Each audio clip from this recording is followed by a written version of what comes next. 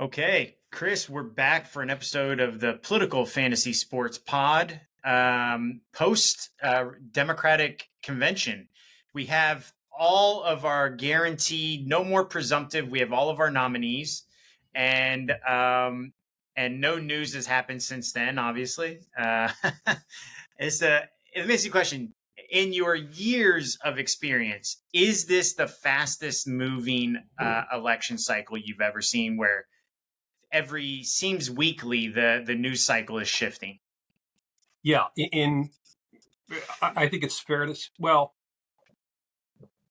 professionally, yes, not even close.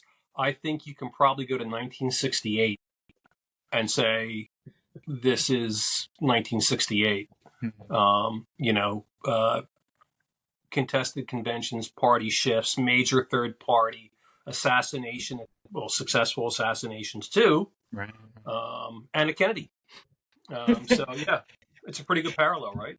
It's really interesting. I mean, we stuck in a vortex? Have we stepped into the twilight zone? Because some of the same players, I mean, the Kennedys are back, and the party in power is the Democrats, and there is an unpopular war. And I mean, I think we could. The convention was in Chicago for the party in power. I mean, are we in the Matrix? I mean, sometimes I feel like we do need to ask, like, is this all a fucking video game? Are we being messed around with? No, but I think that what's the old joke? History repeats itself. First time is tragedy, second time is farce, and this is kind of pretty funny. I mean, yeah, it's not pretty funny, but it's very funny. I mean, in '68, I mean, you had Martin Luther King assassinated, but you had Robert Kennedy Sr. assassinated, and he was seen as, whether it's true or not. By the way, there's a really interesting fact about RFK's campaign in '68, which is a kind of a fun wormhole that maybe we'll go down to a little bit. But he was seen as the great reformer scion, and Junior's the guy that was like, has a brainworm who was dumping dead bears in Central Park. I mean, right? And honestly, coming up today, we are going to cover, there is a news story out about a dead animal that it just keeps getting better with this guy, I gotta say. Well, I mean, listen, it's funny that you say it's funny, but it's not funny. I'm a firm believer, some shit you just have to laugh at. Otherwise, life is not bearable. So, okay, it seems to me, somebody posted, I think it was Charlie Kirk. He said, are none of us going to talk about the fact that just a couple of weeks ago there was an assassination attempt? And I mean, I think it's politically advantageous for him to tweet that, but it is true that things have moved so quickly that in a normal world, we would have talked about that for a lot longer. But we don't, because so much has happened. So and here's one of the reasons I think that that's the case. And it has to do with how we monetize news. And despite all the purists, we've always fucking monetized news. I mean, people back in fuck you, shut up. But back in the day, back in let's say '68, you were financially rewarded with ratings and prestige and all kinds of other crap if your reporting was the clearest and most in depth. That was the reward. That's why and a certain amount of trust. And there's all these kind of different indices that you would have. What's interesting is that, if you go back and you look at how news organizations promoted themselves back then, they would talk about the team and worldwide team and expert team. And now it's all this, it's kind of one person stuff. But anyway, so if news was monetized based on depth and clarity and veracity, now it's monetized by just being first and having the next hot thing. And so it would make some sense that would linger because of how financially you would get rewarded for it lingering. And now, I mean, this is oversimplification, but now you get rewarded by being the firstest with the mostest. You know, um, Yeah, and there's actually no reward for even being accurate or no, publishing the none, truth. As long none. you be first, and if you were wrong, you just you submit a retraction that nobody's ever going to see. It's Right. that's just the way it works. And it's interesting that you say that because at the convention I was talking to elected representative, and we got into a bit of a philosophical thing about. I told him how you and I have discussed that this is a little bit of a reversion back to pre post war era politics Yeah. in the United States. And he said, yeah, we idealize the framers, but they hated each other. Some of the framers were so vitriolic towards each other. And I happened to pipe in and I said, yeah, and if you look at the news from the era, they were liars. Like they would just Yeah. the idea of slander, they would just outright slander people. Um, and so I think there is a it's an interesting thing how the pendulum swings, and when you're in it, it can feel like this is the worst things have ever been, but a lot of times this is just the way that it's always been. It swings one way and then the other. Yeah. And you have to try to not fall off the rocker when you're swinging one end. You don't want it to break. um, Yeah, and kind of realizing, when something is important and when something is bullshit, and that's the really hard part. Is, I think now the signal to, but what you said, you talked about the partisan press about with the founding fathers, but even at the beginning of last century, I think in New York City in like 1920, there were like 32 daily newspapers.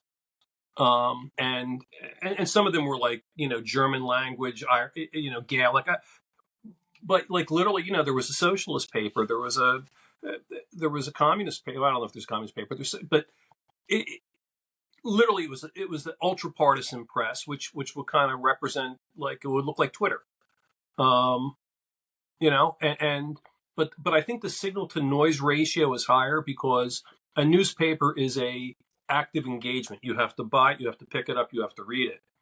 This shit now kind of swims all over us and you can't escape it unless you want to be like a Luddite, which you can't. yeah, exactly. And the interesting thing about what is the similarity between it, and I find myself dealing with this as we prepare for the podcast every week, or whether or not we're engaging in social media, it's really hard to know what the truth is and Mm-hmm. how to respond to something. So I see a lot of interesting things on TikTok. People will do something. There's one right now. There's a great conspiracy theory about this billionaire. These people, their yacht sunk off the coast of France, I think it was, Yeah. and they had sold their company to, I guess, Oracle, I think, HP, and they were, their product, I guess, was similar to a Palantir kind of product. So they were involved in government intelligence agencies as clients. So you listen to it and you're like, oh shit, that doesn't make sense. It is quite suspicious. Like all these people, blah, blah, blah. But then you Google it, and the mainstream media says, oh, nothing to see here. And you would love to believe that. But Mm-hmm. then the mainstream media is so fucking far gone so many times, and they're like, oh, yeah, none of this is real. And then it ends up being real, but you can't trust them either. So it's a really interesting thing now. People say AI is going to make things harder. I don't think it's any harder than it's always been. If you were reading, like to your point, the German Daily News or the Socialist Daily News, and then you were to go and read the New York Times, you would think the exact same thing. It's completely indistinguishable what the truth is. Right. Yeah. Uh, No. And I do think that we were kind of in a. And again, I'm not one to romanticize the press at any point, simply because it's a business and everybody's human. But I think that there was a higher quality of bullshit detector and literacy back in '68, simply because you had an entire generation of news people who hmm. went through fucking World War II. Right. And so they saw the rise and fall of fascism and the rise of communism, and they were actually on the ground in battles or adjacent to battles or near Mhm. dear. And so there was a different level of gravitas. Ben Rhodes, who was a special assistant to Obama, was very controversial, and you know, but he had this famous rant in either the Atlantic or the New Yorker, where he talked about that, your modern White House reporter, your Washington reporter, is basically a nitwit, and basically they kind of graduated from, journalism school and had a short stint someplace, and because of their ability to be successful at social media and being, attractive, they stick them as the face for something. And, Rhodes' famous comment was, they don't know anything. Literally, they've just been around. And so you can tell them anything. And again, and I think that is a problem, you know? Well, I will say then, I think the joke's on them because there are more and more podcasts and TikTok accounts where people are making millions of dollars who never Yeah. went to journalism school, who Yeah. just will spend hours upon hours going down rabbit holes on the internet and will Yeah. report on TikTok that they didn't even have to pay for journalism school. All they really had to do was like invest in their TikTok channel, you know? And I think, by the way, I think to your point, that the real interesting content and the really good analysis isn't coming from newspapers or TV stations or cable news. It's coming from Substacks. I mean, there's a half dozen Substacks. Some people I agree with, some people I don't, but they're really interesting takes on events and news. And like, I don't know, if you want to know the current state of gender policy, you can find really good, fair-minded people who have become experts in the literature and the players in that field, and you can go down that for 3 days, Right. and you may not become an expert out of it, but you'll become like, oh, I didn't know that, and it changed, and that depth in reporting will change minds. Mm, You that's know, interesting. when you see that, I mean, there's a lot of times on different podcasts, where you hear somebody, you hear an expert make an extended argument, and you kind of go, yeah, I think he's right. Right. And you flip, and that's something that's missing. By the way, I want to do a I don't know, shout outs too antiquated, but Jeff Greenfield, who you can find on Twitter and you can also find on Politico, is an old school. He used to be a CNN host, reporter, uh, NBC. Anyway, I think he's probably the smartest analyst in American politics right now. And he wrote a very good piece on Kamala's convention speech. But he's worth a follow. I mean, he's got to be in his 70s. But he's also comes from a unique perspective because for about over a decade, he was a top end political consultant, Mm. and did a lot of the most seminal campaigns in America that consultants still reference and rip off and stuff.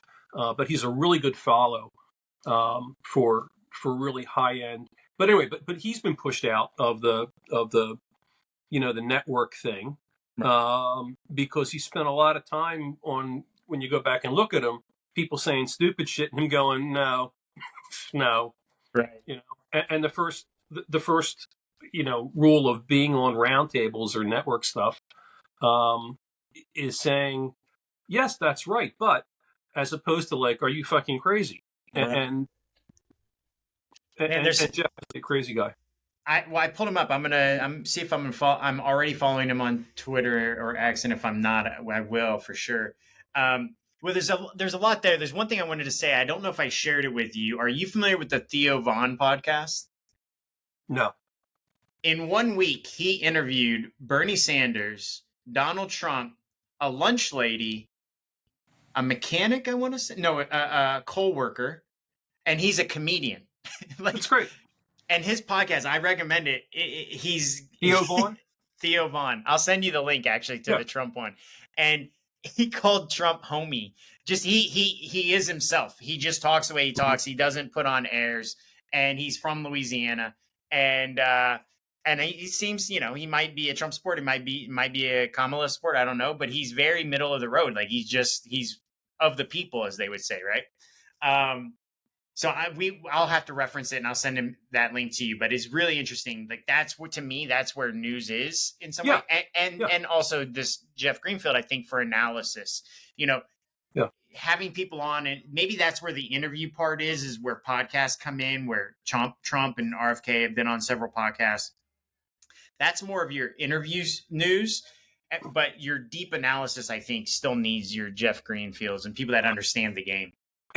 And you know, there was, I mean, on the other end of the scale, since I'm cranky this morning, John Harwood, who was a news guy forever on the networks, he got fired a couple months ago, and he's trying to find his place, and he's decided his place in the business is kind of being this very unoriginal kind of pro-Democrat kind of thing. But he has an article today in his Substack on Harris, about Harris giving interviews, and it's this bizarro fanfic that, like, the first half of it is, yes, we hope she gives interviews, and the second was, and they're going to be great. And it's like, you kind of go like, oh my God, stop being a fucking shill. But to that point, I think Harris sitting down with a Joe Rogan type or somebody else, you're going to get more out of that than you will with the heavily negotiated, heavily made up, cosmetic filtered Stephanopoulos interview. Absolutely. I don't think you have to be authentic, but you have to appear authentic. Yeah. And nothing in mainstream media anymore feels authentic. So, but Democrats love it. They love CNN. They love the fact that they're, in that class. They're on that show. They're sitting down with George Stephanopoulos. But to your point, Theo Vaughn actually said in the Trump interview, Trump said, you should try to have her on. She hasn't done any interviews yet. And he said, I'd love to have her on. He said, I heard she likes roller skating. Like, he obviously has looked into her, right? And that it humanizes you. You come off authentic and, try not to screw it up. But it's a better place to be. So the authenticity thing, one of my favorite lines was from one of my former clients, Arlen Specter, Senator of Pennsylvania.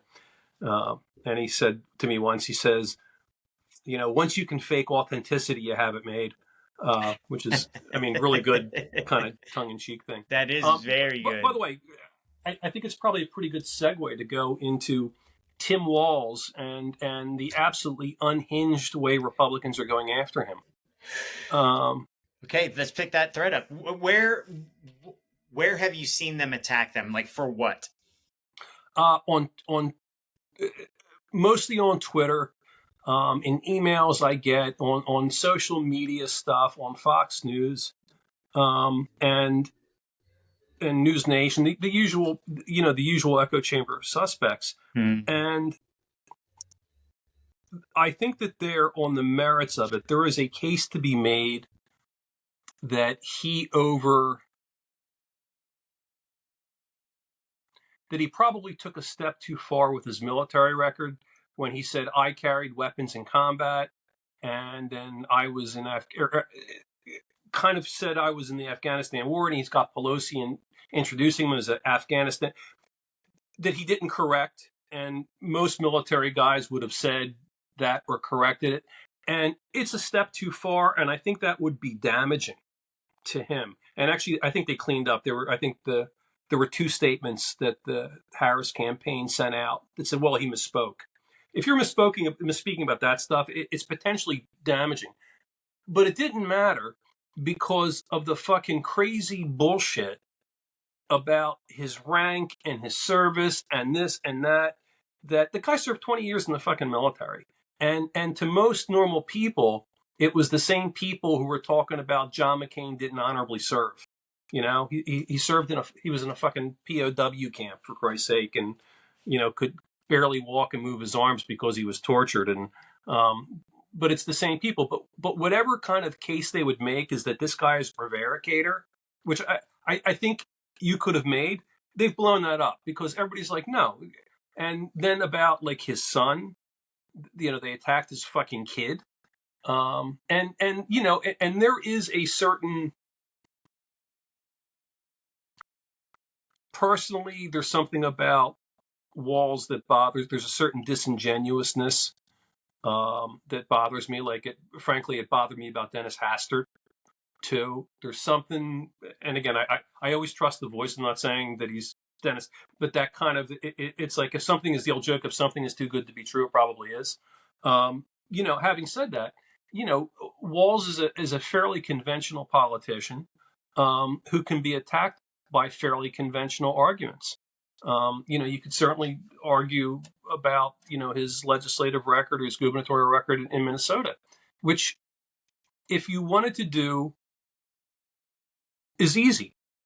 Instead of that, they're doing this kind of conspiracy, back of the hand, fucking insane stuff. Let me attack his neurodivergent kid, and you know. It's interesting that you say that. I am, maybe it says more about me than about other people, but I'm inherently suspicious of people that are a little too like aw shucks. Mhm. So there is that. I don't necessarily disagree with you on that. I will tell you what I think is interesting. I think the attacks work Okay. for their base. Okay. But I don't think that's where you need it to work. And the only reason I say that is because after the convention, I was able to see some family. My grandfather, they live in the middle of the country, and I heard repeatedly that bad things about Tim Walz, Hmm. and things that, to me, he strikes me as kind of your very typical Midwesterner. Like, that's the Hmm. way he's been portrayed, and I don't have any reason to disagree with that. Like, I think somebody who might have been Clinton that said he's the first politician that actually didn't have to run out and buy flannel to like look normal. That's great. Yeah. Yeah, I mean, like, that is certainly what you get from him. So I didn't really see where people in the Midwest, even though they might be Fox News or right leaning, would really have much of an issue with him. But I do think Fox has done a good job of repeating so many things that now the normal Hmm. people are repeating the same things. Hmm. But to your point, which I think you were right about, swing voters, I don't think it resonates with them. I don't think it has Yeah. anything. I don't think it gets you any votes, but I think it might actually turn out your vote a little bit better than the other side. Yeah. Yeah. Um, I will say, to your point about something else going on there, I saw something today, and I'll try to find it and send it to you on Twitter, of him on stage at the DNC. Have you seen this where he yanked his son very rough? From work, walking into the teleprompter. Yeah. Is that where he was headed? Yeah. And I didn't necessarily, I didn't, it didn't rub me as in like it was abusive, but it kind of did rub me like, yeah, I do wonder what else is there under the surface. It Um, was. It was not that he moved him out of the way, but it was the for violence me, of the yank. for me, it was that there was no hesitation, that it Yeah. seemed too natural. Like it wasn't the Yeah. first time. It, it, That it, it that was. was the You saw it. You went like, whoa. yes, yeah. Like You know. this has happened before. Yeah, and again, that was bothersome. And again, I get he was trying to get him out of the way, Yeah, and it might be a familiarity with it that he knows if he doesn't. At the yeah, same time, I think the lack of self awareness that you're on the stage, and yeah. again, it was again. There's something about him I don't like, and it doesn't mean I'm correct because I don't know. But Yeah. by the way, I the other great thing is, go ahead. I'm sorry. I I'll was tell just you the gonna other great say the only other thing I would add to that is I do know some people who have children that have like kind of severe disabilities, thing. Hmm. and you see them with their kids sometimes, and you think, "Oh my God, that's harsh or that's rough," but um, it's not anything that doctors don't tell you to do. Like Yes, your response level must change based on the child. right. So maybe that was perfectly natural for the situation with his son. I don't know. Yeah, agree. And again, the other great thing this week that was all on social media was JD Vance in the donut shop. Yeah. And it was,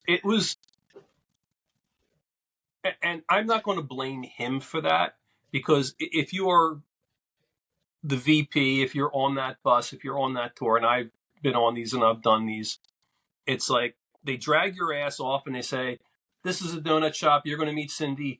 and blah, blah, blah, blah, blah. And you go, okay, because I've been tweeting or talking or probably on the phone trying to raise money for the past 45 minutes in between stops. And they drag your ass and they mic you up and they send you into this place. And it was clear there was zero advance work done on it. And they kind of threw him out in the middle of the fucking ocean. Yeah. I mean, his lack of social skills was kind of really telling. Yeah. Because, you know, most of my major clients would have had no issue with it, and would have handled it. But his inexperience, you see that. But the lack of advance work tells me something about the Trump campaign. I was going to ask you about that because I'm not going to say any names. You're Yeah, welcome to, but I know that you know some of the people in that yeah, campaign, and you've spoken quite highly of yeah, them. I've seen some things in the, let's call it, in the Democratic wishverse. They like to create rumors that some of the people might be on their way out, yeah. and some of them have a long track record. And they've been successful with George W. and stuff Mm-hmm. like that. Do you think so? They brought back what's it, Corey Lewandowski. Yeah, Do you think that there's a realignment happening that might affect what created success up to this point? yeah. And I'm not saying it is, but what you know, Trump apparently, from people that have worked there, that if he doesn't like the way things are going, he just adds layers of stuff. And if Mm, he doesn't like the answers, he will hire somebody who whose answers he likes. I mean, the Corey Lewandowski is a nitwit, and he managed to, you know, uh, North Dakota Governor Christian Nome. I mean, all you have to do is like look at how well they managed that book rollout and her shooting the dogs. I right, mean, literally, she took herself from a potential VP candidate to a national fucking moron right, in right. in like 5 days. And she Uh, was his girlfriend. yeah, right. So it's like anybody Imagine that would how say bad like, he would be for somebody he's not sleeping with. yeah, I mean, have a good idea. Let's put out a book and a press tour where we can talk about how I shot my fucking dog. Right. And you should have a dog in the picture with you while you talk about Yeah, it. yeah. See him, which is, by the way, a famous National Lampoon cover back in the day, and it was if unless you buy this magazine, we'll shoot this dog, and it was a dog like looking scared with a gun to its head, and you can look it up on Google, and it's a really That's famous. awesome. It's a famous. It's a famous thing, but the but yeah, but the problem isn't so much that he would come in, is that how many of hires is he gonna make, Right. and how many hires are these hangers on going to make, Right. until all of a sudden you have. I mean, the Trump campaign was great up until I will say Biden dropped out, because that's a pretty Hmm. good demarcation line. Exactly. Um, of being very well organized and being able to execute things very well, both from a message wise stamp, from both from message and also muscle, turning out stuff, being able to make stuff happen. Since then, you have to expand greatly, and Hmm. part of it is expanding and finding good people to fill in those slots. Because now you're doing something. If you were doing something, major 2 days a week, and now you're doing something major 7 days a week, and just the amount of manpower it takes is ridiculous. Um, so finding good people is hard, and when you have a nitwit somewhere in there. But I mean, but again, the Vance thing, that was like 101. And if the event is going to the shitter, if somebody went in right before and said, "Hey, JD Vance is coming," and the woman says, "I don't want to be on camera. I don't want to do this." Well, we talked to your boss. Let me get him on the phone. And he's like, "Yeah, I forgot to call." Whatever it be, you would say, "You know what? We're canceling this event because we're going to do an early lunch." Totally. And somebody goes in and buys fucking 4 dozen donuts, Right. and takes it out, and that's the event of the event. So instead of having a canceled event and throwing cream-filled donuts to the press to make them happy, to the media to make them happy, you've got this indelible video of your client looking like an imbecile. Right. Um, It's interesting. We talked before about how Trump kind of comes off as a normal guy. He drives himself, and Hillary yeah, said she hasn't driven in like 10 years. JD Vance falls way more into that Hillary category. He came yeah, from nothing. He really wanted to be successful. He wanted to be part of that group. hmm So I believe it has created a separation for him with normal people. He doesn't want to be around normal people. He left that intentionally. hmm So that mixed with the fact that he is a young, inexperienced, let's say, politician, who's only been doing it for a while, and the only people he's been around since law school has been uber wealthy people. hmm You really see that, and I think that it is a drastic and clear difference between the two VPs. One that is an all shucks that may not resonate with me, but people get it and like, oh yeah, right, I know a guy like that, gym teacher, just like that, right? Um, versus this guy, and you're like, my God, can this guy not just buy some donuts and be normal? You know what I yeah, mean? So yeah, I agree. It was, and then some people took it a step further and they like zoomed in on his hair, like he had a weird haircut. Apparently, he wears eyeshadow or eyeliner too. If you zoom in on his eyes, which I kind of yeah, have felt before in interviews, I'm like, he does look a little bit like Ozzy Osbourne. I'm like, yeah. but A I lot of don't. candidates, by the way, a lot of candidates will wear, if you're doing interviews, you will wear eyeliner. The Sure, makeup person at the beginning of the day will do that. sure, And either you have to tell them to take it off or not. But the donut thing, if you, I mean, if you stuck me in a fucking, if you went in and the woman says, yeah, I really don't want to do this, you turn to the camera and say, hey guys, can we like kill this and that? And then you have, I mean, it's fucking donuts. I mean, right, it's not like it's, it's not like it's fucking Armenian cuisine or high end sushi. I right, mean, it's fucking donuts, and it's right. like, it's like, Well, any work or contrast that. business. If somebody brings in donuts, you're like, fuck yeah, Yeah, donuts. yeah, exactly, exactly. Contrast that though with what I thought was really brilliant was Hmm? when he took his entire detail. He and Kamala happened to be on the same tarmac around their planes Yeah, were at the same time, and he walked over to her press gaggle and was like, "Well, since she's not going to talk to you, I will." Like blah blah blah. And then on the way back, they got some photos of him with Air Force Two or whatever yeah, behind him, and I thought, oh, that was a really smart, really, cost nothing, hijack that moment, great photo op. So then you see these contrasting moments, and you're like, it's a very like it's all over the place. And you wonder like, where was the person who thought up that like that photo op yeah, with Kamala's plane? Um, okay, so we're on the convention. So we talked about Tim Walz. You brought yeah, up Jeff Greenfield. What did he have to say about Kamala's performance at the convention? Do you agree? What's your take on how she did standalone and compare and contrast with Trump in his acceptance speech? yeah. So two pieces. What Greenfield said, and what I agree with, is that she basically had one job at the convention speech, since it really was her introduction. It was her, she's a debutante. It's a blind date. You're meeting this woman on the blind date.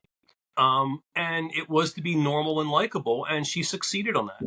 I thought that the actual set that she was on had this, I will say, a rough unit. It was like a dark woodish kind of Mm, paneling behind her, which is normally this very kind of glossy, smooth kind of, Hillary was in the white pantsuit. I mean, it didn't feel like it was calculated, and it didn't feel like this American Caesar moment.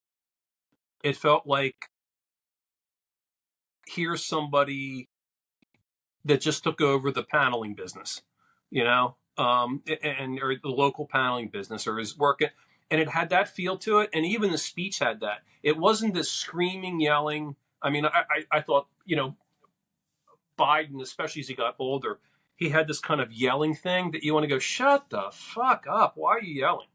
And if you look at the great orators in politics, um, I mean, you want to go Churchill, you want to go Obama, you want to go Reagan. They never raised their voice. They emphasized, but they never screamed. Now, Obama's screaming a little bit now when he does stuff, but that's fine. He's out of the game. He's not working anymore. This is and his look what time. happened to Howard Dean when he screamed. Yeah, because people don't like somebody yelling at you. Unless you're at. I mean, even when you watch these sporting events of like you win the World Series, you win the Super Bowl, when they cut to the fans screaming in the stands, you kind of go, "Fucking dude, man!" Right? And even though like I've been there and I've been screaming at different things, Totally. But you but see it's somebody been else and you're like, tone it down, dude. Like, calm yeah, down. dude. It's why are you out of control? But I thought her speech was great. It was short. It was super short, which is there's no such thing as being too short in this. Um, I thought I'll nitpick and say I would not have gone after Trump in it because that wasn't her job. But Mm. I think that if you're writing a speech by group, it was small enough to say, okay. But I think she did a very good job of being normal and being likable. It was this kind of she managed. I mean, what was great is that she also made Trump the incumbent. She's been she's been a U.S. senator for 10 years and VP for 4. And you would think she's just the California prosecutor who worked at McDonald's. And, that's fucking great. And Republicans or conservatives getting upset about that. Like, that was her job. That was the fucking job. And if you can get away with it, that's great. That's the win. And I think her TV has been, except apparently they had to pull a spot because they used Beyonce song without permission, or there was some who the fuck knows. I mean, who knows and who cares?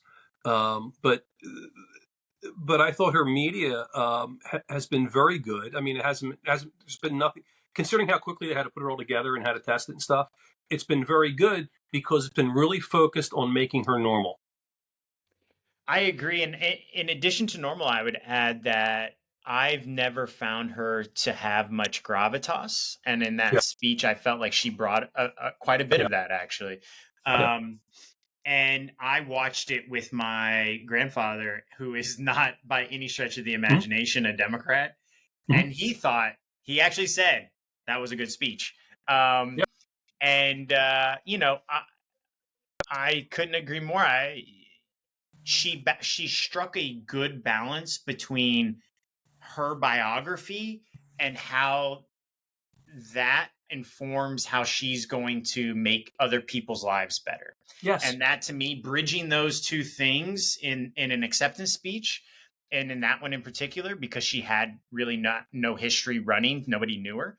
um I agree, that's exactly what she needed to do. I thought it was a home run, might not have been a grand slam. I agree. I don't I When she was attacking Trump for some things, I felt okay. She's framing the compare yeah, contrast, but I do think that it could have been done a bit less, a little bit maybe, but it was a bit too much for me. But in general, I felt like she nailed it. yeah. No, I mean the Trump part again. I get it. I mean, I'm sure that I would bet money that the first draft of the speech had no Trump in it, because if you look at the arc of the speech, the Yeah, Trump thing kind of sticks out because it looks like somebody said we got to put Trump in, right? yeah, yeah. This is the Because section. Drop in Trump. after 4 fucking days, they won't know we're against Trump. Right, right. And but that's okay. I mean, that's Yeah. But again, but the big pieces of it, you kind of Mm. go, okay, she seems normal, and Republicans having like melting down about, oh, she's talking about she's normal, and she's not talking about that she was the most liberal senator and part of Biden, and I'm like, no, that's your fucking job. That's your Right, argument. You have to right. make the pro-Trump argument and the anti-Harris argument, and they have to make the pro-Harris argument and the Yeah, anti-Trump argument. I mean, yeah. eh, Well, eh, this is where I think that I don't know about let's just say Republicans, but certainly the Trump campaign. I think they appeared to be super smart in everything they were doing, but what I think was actually the case is that they were just playing against a less formidable opponent. And yeah, now that they have a more formidable opponent, you realize that maybe they weren't as high up on their game as we gave them credit for. yeah, it's really, yeah. It's like they're not playing an SEC schedule. That's right. Uh, That's right. Yeah, they're yeah. playing the independents. Yeah, yeah. Um, You're undefeated, but it's NAIA. It's right, yeah, right. like It's the um, And so No. so so Yeah. contrast that with Trump then. So Yeah. in his speech, and just take it back to a couple Yeah. weeks ago, you know, d- did he? How would you compare and contrast those two performances?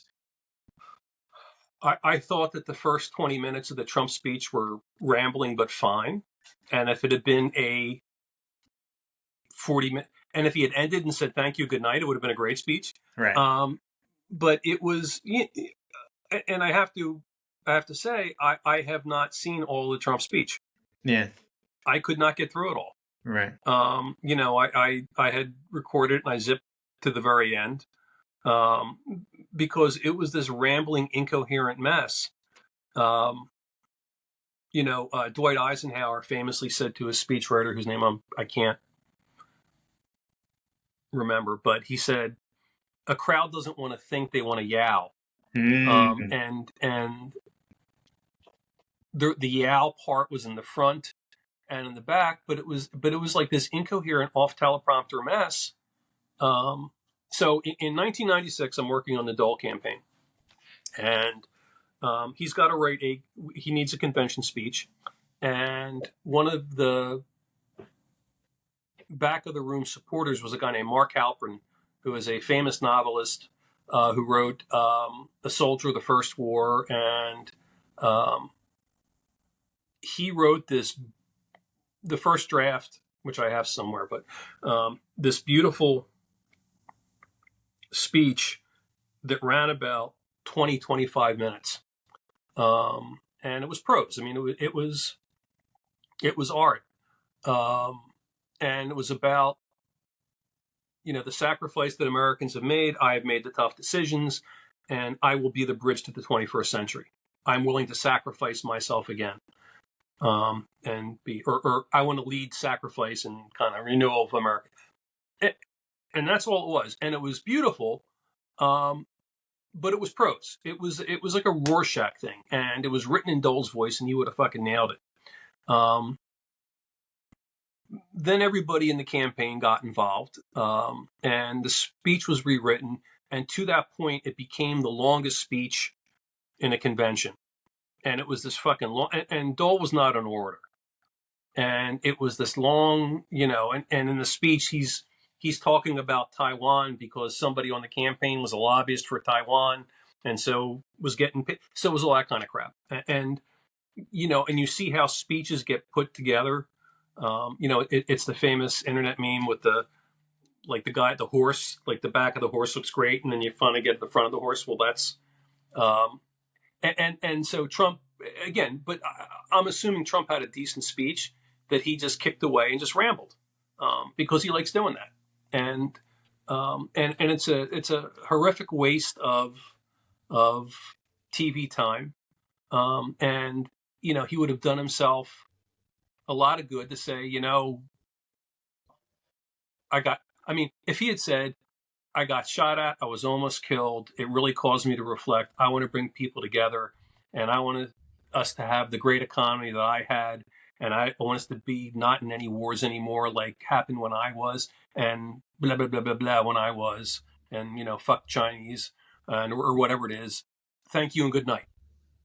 That would have been like, he would have gotten a huge bump out of that, um, because it's a movie moment.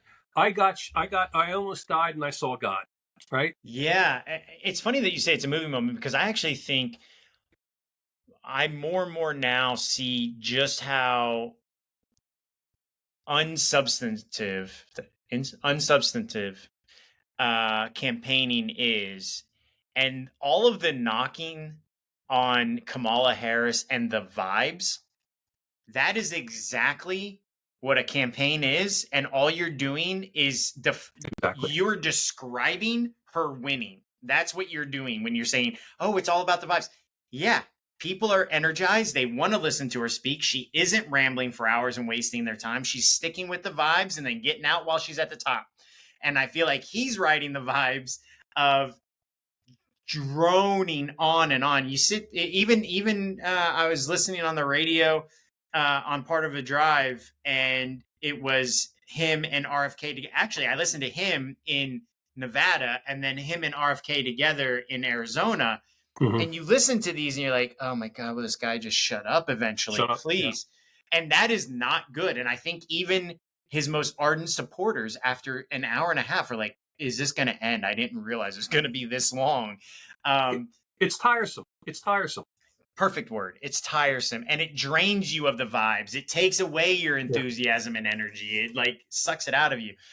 Um, can we do a quick pivot to RFK with the time that we have left? We'll Yeah. get you Yeah. out of I've here. got I've And got about 5-6 minutes left. So, but okay. yeah, RFK, right? So I'm before gonna we miss him.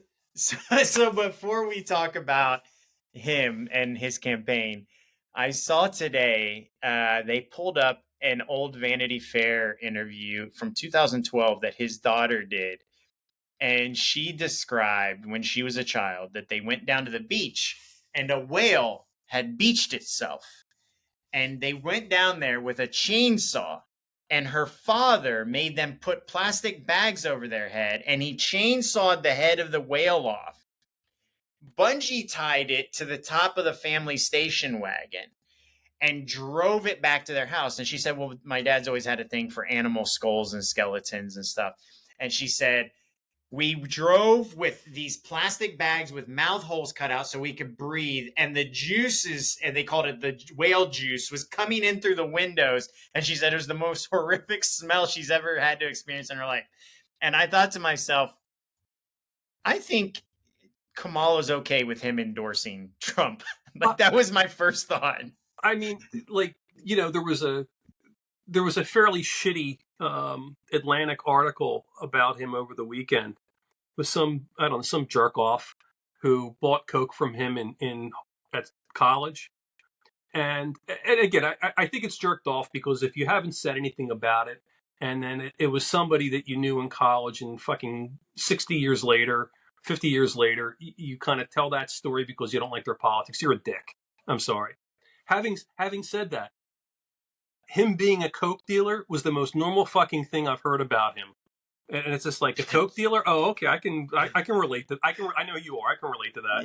Yeah. That's going to increase your likability with me. Yeah, I get that. This other shit is off the deep I end. didn't hear the whale story. The whale story's fucking great, and it's like everybody's got like a bizarre thing that kind of happens once or twice, but Yeah. his is the series of bizarre. Totally. And the old thing that the Kennedy family falls into two categories. The kind of the normal, kind of likable thing, and the total Yeah. fucking dipstick freaks, and he's Yeah. clearly the dips.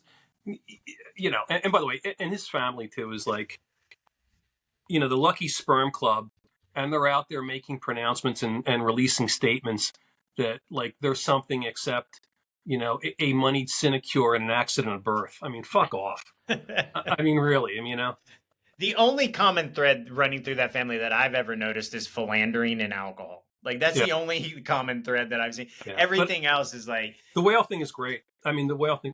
Can you imagine that? Can you imagine like, hey kids, let's have a good time? I know it's funny because a part of me, I read it and the humor came to me, but then I think I told you after the Bears story, I saw something on Twitter where somebody had posted an original like Daily News or New Yorker or something article from when that event happened, and it said in quotes, "Police say bear stabbed." Look, trying to figure it out, and I'm thinking to myself, is this guy a serial killer? Like, there's a lot of dismembering and Yeah, kill and like animal shit, and this is what serial killers do: is they like torture and kill cats and shit. yeah, yeah. He's Not got to mention he's falconry. falconing. Like, Yeah, what's going on with this dude? I'm trying to think who the Twitter wit was, but he had a fundraiser about win a day of falconry with RFK Jr. And somebody said, that ends with you on a deserted island and him hunting you down, For right? sure. What's that? Right? What's that book? The most dangerous game. Yeah, fabulous. Yeah, Yes. Like that's what I think of when I think of RFK. yeah. William Connell or Jerry Connell or something, I think is the writer. But Yeah. if anybody out there hasn't read it, it's a short story and it's fucking fabulous. And there's a 1930 Movie. movie with it, Yep. and the sets on the movie were, as they were making King Kong, which was a big budget movie, Mm-hmm. they had these great sets, and the producers at RKO said, we got these things here, we should do something with them. And somebody said, "Oh, we'll do the short story because it was an easy adoptable." But it's worth And it's the short story is really good. I interesting. have to run. Yeah. Sorry we got it wrong today, but good day. Good. That's all right. Yeah. Have a Good day. great weekend. We'll be back. Thanks, man. I'll talk to you soon. All right. Bye. Bye.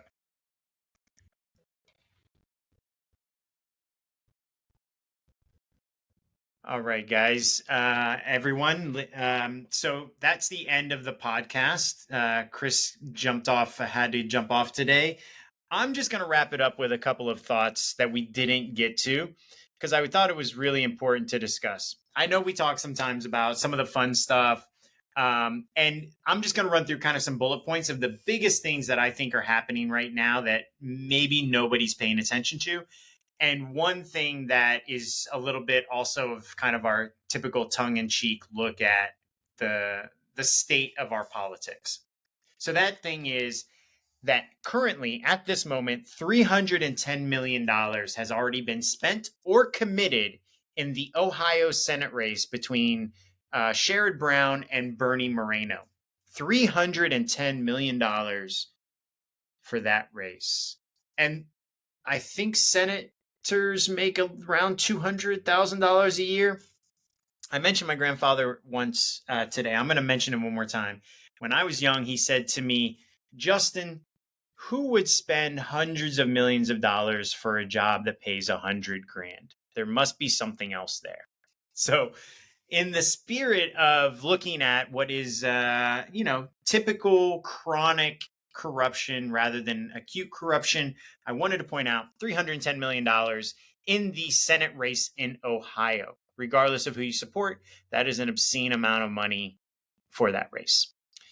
Now, some things I think that maybe everyone might want to pay attention to.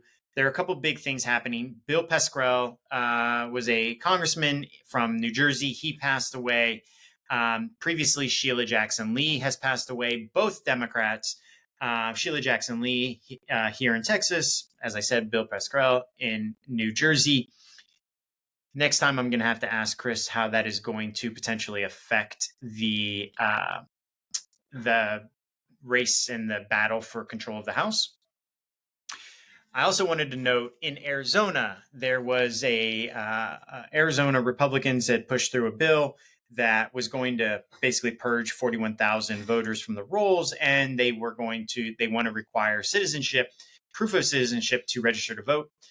In an expedited appeal in front of the U.S. Supreme Court, the U.S. Supreme Court ruled that no, you cannot purge the 41,000 votes from the voters from the rolls, but you can require proof of citizenship at registration.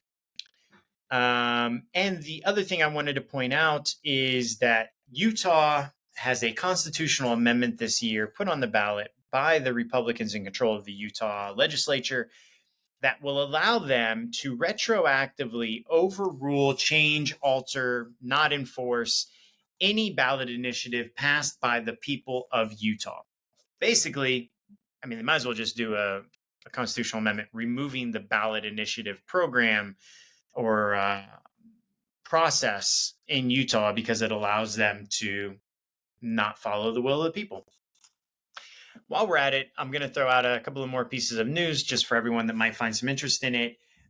Nate Silver's model on the election, they have rerun the model, and with the Kennedy withdrawal, Kamala Harris does not get hurt at all by his withdrawal and endorsement. That may change, but her bump post convention has kind of insulated her from the immediate effects of that.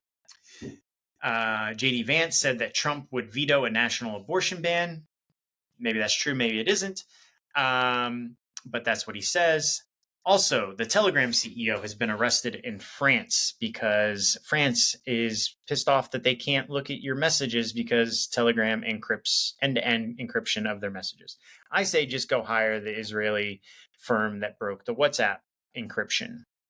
Boeing is a big loser, I think, in the current state of the space race.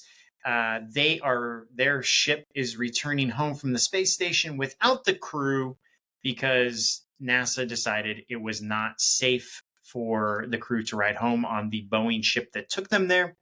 So, what would have been an 8-day trip to the space station is going to end up being an 8-month trip once SpaceX can get a rocket to the space station to bring them home.